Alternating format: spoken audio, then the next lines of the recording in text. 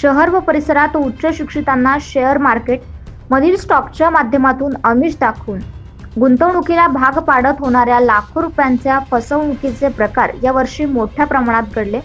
या प्रकरणी शहर सायबर पोलिसांनी अज्ञात सायबर गुन्हेगाराविरुद्ध गुन्हे दाखल केले।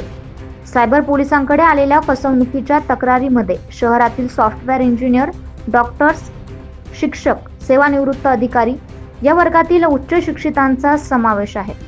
संशयितांनी अनेकांना लाखो रुपयांना गंडा घातलाय।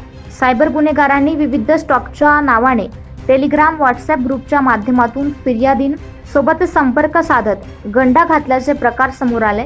यानंतर त्यांना त्या ग्रुपवर share market trending, block trending, IPO ची माहिती देत विश्वास जिंकण्याचा प्रयत्न केला असून लिंक पाठवत ट्रेंडिंग ॲप्लिकेशन डाउनलोड करण्यास सांगत आभासी स्वरूपात परतावा ऑनलाईन दाखवून फोनपे, इंटरनेटद्वारे लाखो रुपयांची रक्कम उकळल्याचे दिसून आले।